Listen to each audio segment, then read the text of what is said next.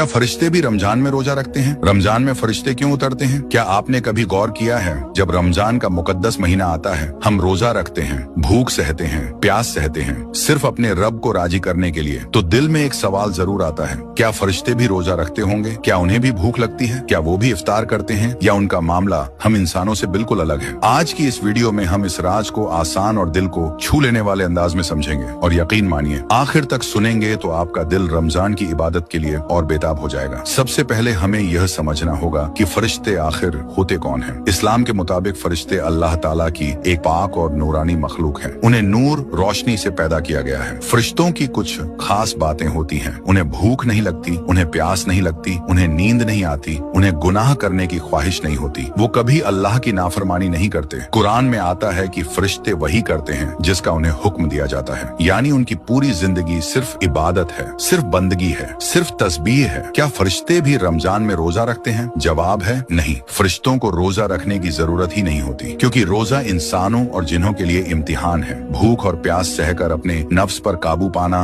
अल्लाह के लिए सब्र करना, यह इंसानों के लिए है। लेकिन फरिश्ते तो वैसे ही हर वक्त इबादत में मशगूल रहते हैं, उन्हें किसी टेस्ट की जरूरत नहीं। लेकिन रमजान में फरिश्ते क्या करते हैं? अब यहाँ सबसे खूबसूरत बात आती है। रमजान में फरिश्ते जमीन पर ज्यादा उतरते हैं। हदीस शरीफ में आता है कि फरिश्ते मस्जिदों में आते हैं, कुरान पढ़ने वालों के पास बैठते हैं, जिक्र करने वालों को घेर लेते हैं, दुआ करने वालों पर आमीन कहते हैं। जरा सोचिए, आप अकेले बैठे कुरान पढ़ रहे हों और आपके आसपास फरिश्ते मौजूद हों, यह कितनी बड़ी सादत है। एक और अजीम खुशखबरी, जब इंसान रोजा रखता है, भूखा प्यासा रहता है, अल्लाह की रजा के लिए सब्र करता है, तो फरिश्ते उसके लिए दुआ करते हैं। मतलब आपका रोजा सिर्फ आपका नहीं, आपके लिए आसमान से रहमतें उतर रही होती हैं। शब-ए कद्र, फरिश्तों की सबसे बड़ी आमद, रमजान की सबसे मुकद्दस रात शब-ए कद्र। कुरान में आता है कि इस रात फरिश्ते उतरते हैं। उलमा बताते हैं कि उस रात इतनी बड़ी तादाद में फरिश्ते उतरते हैं कि जमीन भर जाती है। हर जगह, मस्जिदों में, घरों में, इबादत करने वालों के पास, दुआ करने वालों के पास, यानी जिस इंसान ने उस रात इबादत कर ली, उसकी तकदीर बदल सकती है। फरिश्ते हर जगह नहीं आते, वो खास जगहों पर आते हैं, जहाँ अल्लाह का जिक्र होता है, जहाँ कुरान पढ़ा जाता है, जहाँ नमाज होती है, जहाँ सुकून और पाकीज़गी होती है। लेकिन फरिश्ते उन जगहों से दूर रहते हैं जहाँ गुनाह होते हैं, जहाँ झगड़ा होता है, जहाँ गंदी बातें होती हैं। इसलिए रमजान में हमें अपने घर का माहौल भी बदलना चाहिए। रोजा सिर्फ भूख और प्यास का नाम नहीं, रोजा है